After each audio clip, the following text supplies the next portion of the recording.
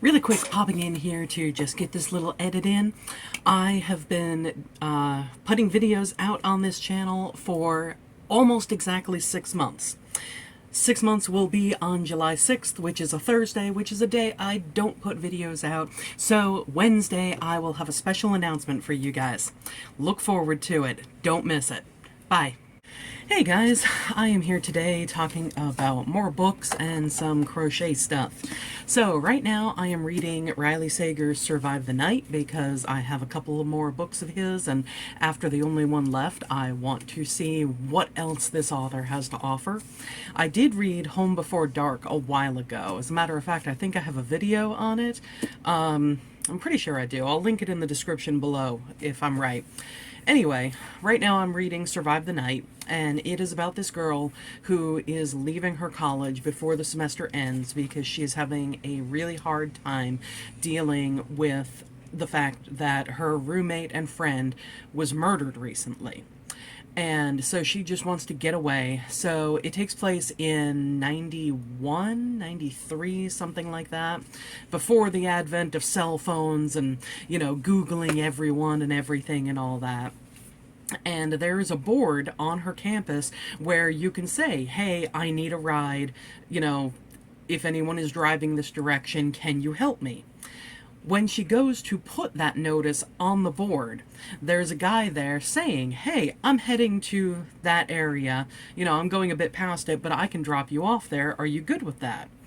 And she says, okay. So he takes her number, he calls her up, and he's like, yep, I definitely can. I'm going to leave around such and such time that evening. How about meet me here? So she does, and they start going. And as they're talking, she starts noticing little inconsistencies with the different things that he's telling her. And it might just turn out that she is riding with the one who killed her friend. So yeah, being trapped in a car in the 90s, no way out, with a potential murderer.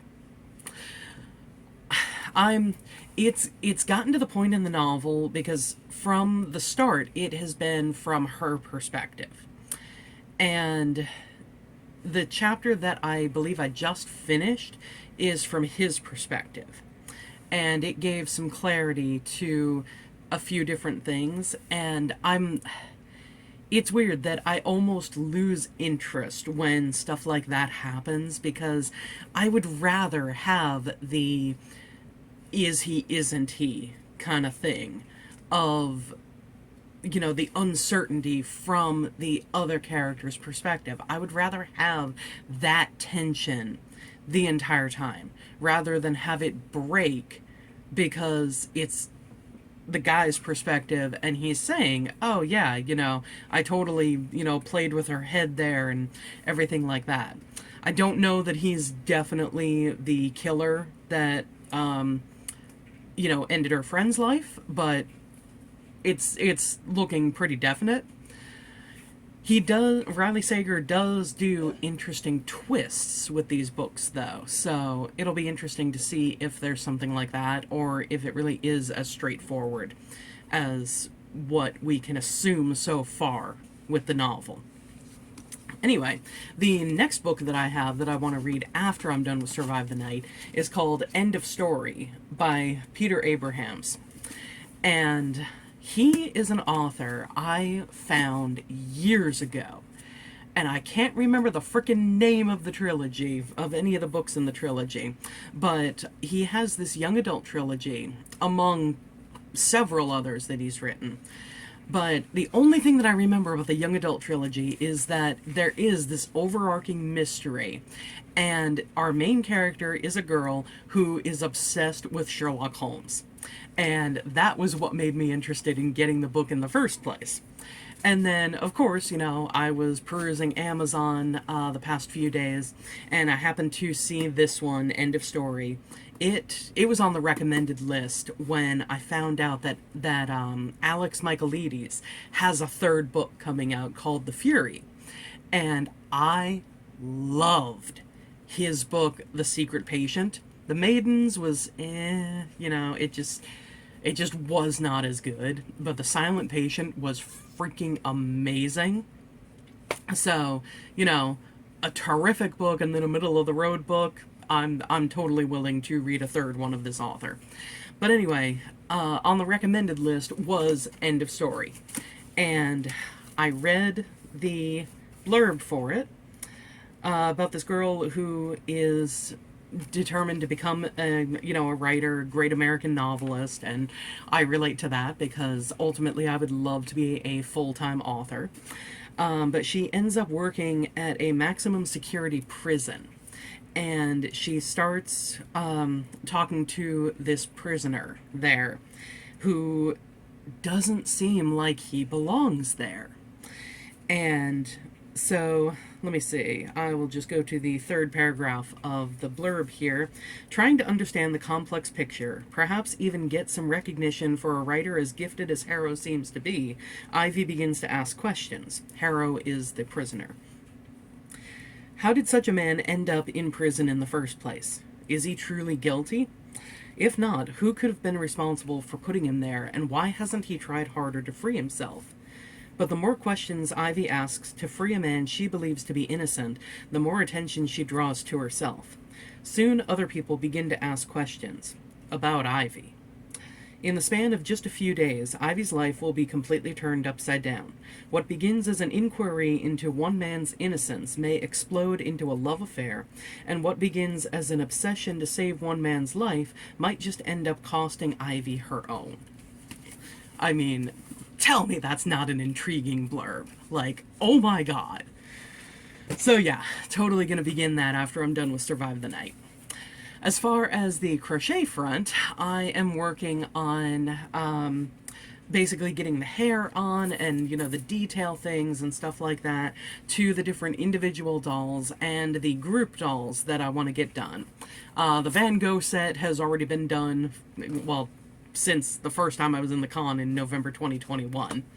I also have the Pandorica set, which is 11. All he needs is his face, and then I need to make the red fez and the mop for him. There is River. I need to do a bit more detail with her hair, including separating the individual strands of these of this yarn so that she has that kind of like frizzy, curly-haired kind of thing going. Then there is Amy. All I need to do for her is paint her eyes so she doesn't have the freaky, you know, Children of the Corn kind of stare thing. And the most work that I have to do is on Rory. I have to cut out pieces of the foam sheets, paint them, give him his armor off of that, give him his face and his hair, of course, and give him the red cape that he has as the Rory the Roman.